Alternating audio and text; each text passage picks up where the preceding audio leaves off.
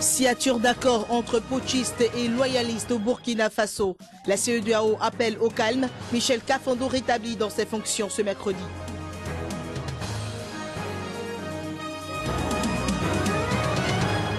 Au Congo, Denis Sassou Nguesso annonce un référendum sur une nouvelle constitution.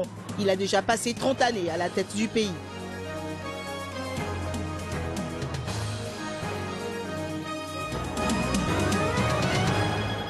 Plus loin, la Colombie et le Venezuela se réconcilient sur la crise frontalière. Le président de l'Équateur a fait la médiation.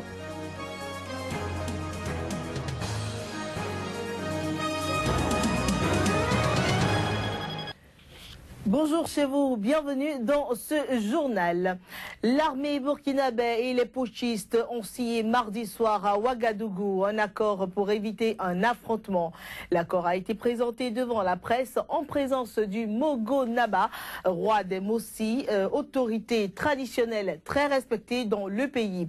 Parmi les 5 points qui constituent l'accord, le régiment de sécurité présidentielle, auteur du coup d'État du 17 septembre, s'engage à accepter le cantonnement dans sa base du camp Naba comme 2 et céder les postes de garde qu'il occupe dans la ville de Ouagadougou. Les forces loyalistes ont promis, elles, de reculer les troupes de 50 km et de garantir la sécurité des membres du RSP et de leurs familles. Pendant ce temps, la communauté économique des États d'Afrique de l'Ouest a appelé mardi au calme les putschistes et l'armée loyaliste. Michel Kafando, le président burkinabé destitué par les putschistes le 17 septembre, sera remis en selle ce mercredi. Suivez.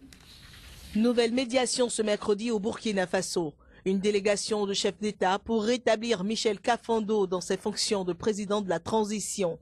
La décision a été prise à l'issue d'un sommet extraordinaire tenu à Abuja. La haute délégation composée des chefs d'État va à Ouagadougou réinstaller le président Michel Kafando dans ses fonctions en tant que président de la transition et président du Burkina Faso. Vu le fait qu'ils ont proposé de réinstaurer la transition, de lever les sanctions contre le Burkina Faso ou de ne pas imposer de sanctions parce que nous sommes revenus à la situation de transition normale.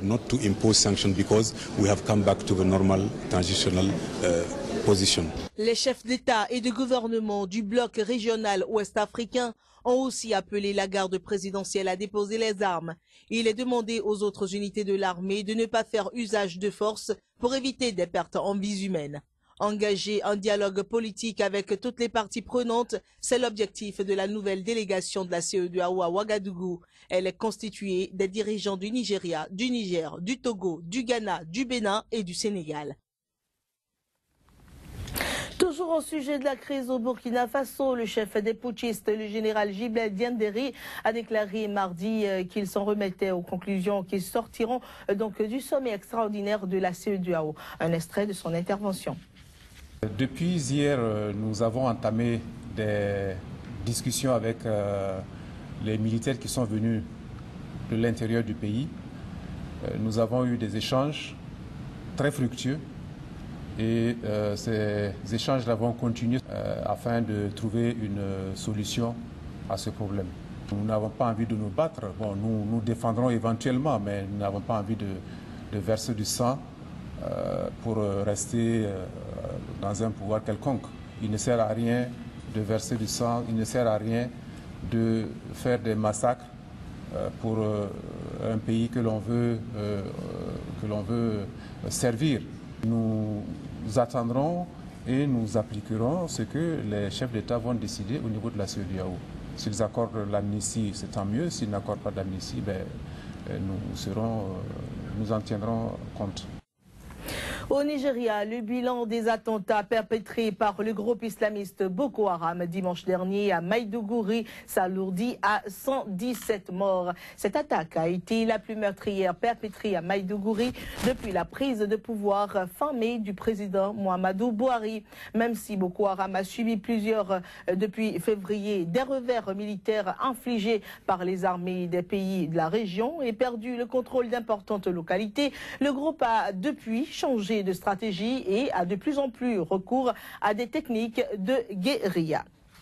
En Afrique du Sud, le verdict dans le procès de 8 policiers reconnus coupables du meurtre d'un chauffeur de taxi mozambicain a été reporté au 11 novembre prochain. Pour rappel des faits, la victime est décédée après avoir été traînée sur la chaussée par un fourgon de la police. Voici les images.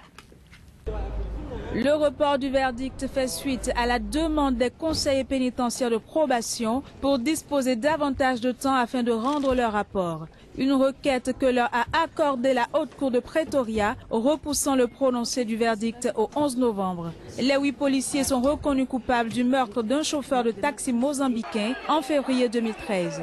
L'homme, âgé de 27 ans, avait été menotté, attaché puis traîné au sol par un véhicule de la police dans une banlieue de Johannesburg après une altercation avec la police à propos d'un stationnement gênant. La scène avait été filmée puis diffusée grâce à une vidéo amateur qui montrait le supplice. Des images qui avaient suscité l'indignation dans le monde entier. Le jeune homme a succombé à ses blessures en cellule. Les 8 policiers impliqués encourent une peine minimale de 15 ans de prison. Pour leur défense, ces derniers avaient affirmé au cours de leur procès que le chauffeur de taxi avait fait montre de résistance durant son arrestation et les avait insultés. Quant au chauffeur du fourgon de police, il a assuré qu'il ignorait que la victime était accrochée derrière le véhicule quand il a démarré.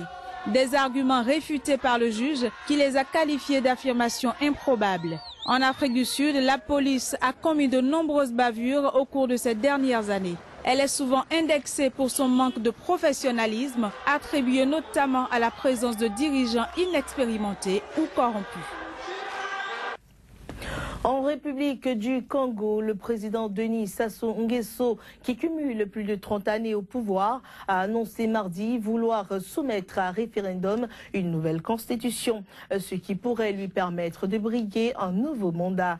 L'opposition a aussitôt réagi, l'accusant d'ouvrir une crise grave dans le pays. La question de la révision des lois fondamentales est au cœur du débat politique dans plusieurs pays d'Afrique centrale, dont les dirigeants font face à plus ou moins une brève échéance à obligation de céder la place. Un peu plus loin, rétablissement lundi des relations entre la Colombie et le Venezuela. Les deux pays ont convenu d'une normalisation progressive de leurs frontières, dont la fermeture par Caracas a récemment déclenché une sévère crise diplomatique. C'est à Quito que s'est tenue la réunion des grandes résolutions.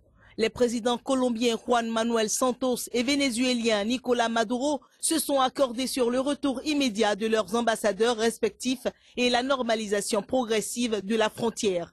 Ils l'ont notifié à travers une déclaration lue devant la presse par leur homologue équatorien, Rafael Correa, qui a facilité la rencontre.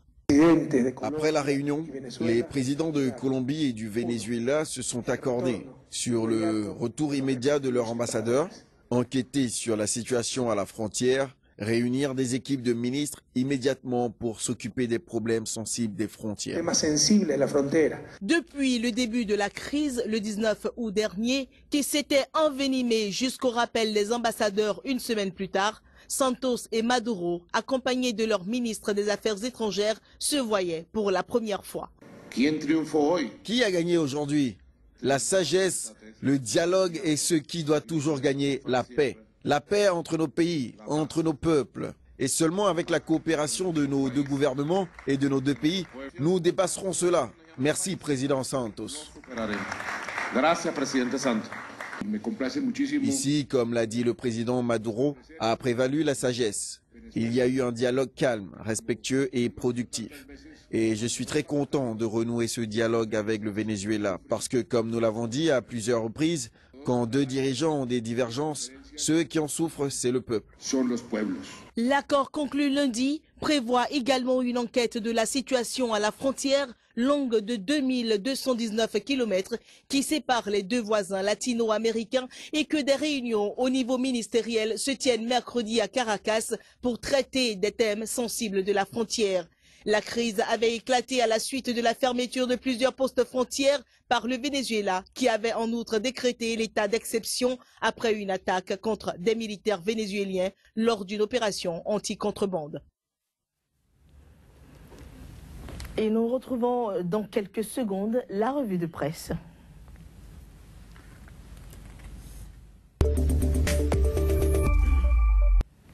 Pour la revue de presse, nous retrouvons Joël Yetonji. Joël, bonjour. Bonjour Claire, bonjour à tous. Nous démarrons cette revue par des nouvelles du Burkina Faso pour dire que la tension semble avoir chuté pour un retour au calme.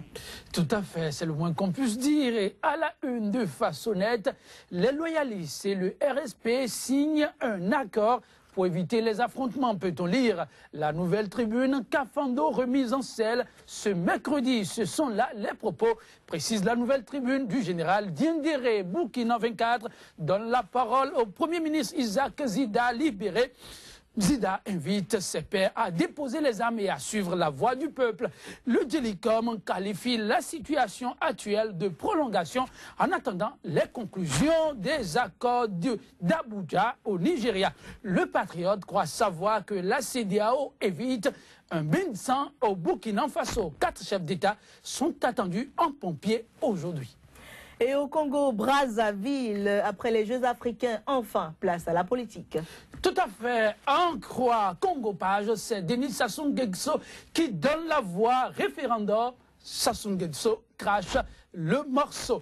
Congo Site donne à lire l'allocution de Denis Sassou Nguesso relative à la convocation du référendum sur la nouvelle constitution. Brazza News, ligne rouge franchie par Denis Sassou Nguesso. Denis Sassou Nguesso n'est plus président. L'homme court le risque de connaître le même sort que Blaise Compaoré. Et en RDC, l'UDPS semble avoir volé en éclats. C'est le constat fait par Forum des As. Après la majorité présidentielle, la fronde politique gagne enfin l'UDPS. La prospérité online, confusion à l'UDPS, Étienne Tshisekedi, destitué le nouveau homme fort de l'UDPS a pour nom André Ilouanga. Et au Bénin, les confrères nous convient plutôt dans leur parution du jour à l'hémicycle. Tout à fait, et c'est déjà le confrère de la matinée qui rapporte retard, absentéisme et boycott des sessions reprennent leur droit de citer avec la 7e législature. Et toujours à l'hémicycle, le matinal croit savoir que les raisons sont d'ordre politique. L'élection du 2e questeur serait à l'origine du blocage observé.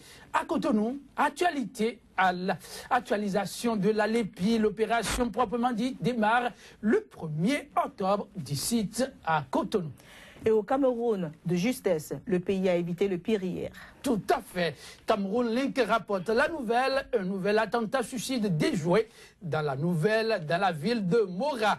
Cameroun Post rapporte au moins 17 membres du groupe islamiste nigérien Boko Haram ont été tués par l'armée. Africa Press, un ex-sergent-chef de l'armée camerounaise, interpellé à Garoua avec celui des explosifs. Ce sera tout donc pour cette revue de presse, Joël Yetonji. Tout à fait. Merci à vous de m'avoir reçu à vos côtés pour la présentation. C'est fut un plaisir. Alors c'est la fin de cette édition, mesdames et messieurs. Merci pour votre aimable attention. Très bonne suite de programme sur Sika. Au revoir.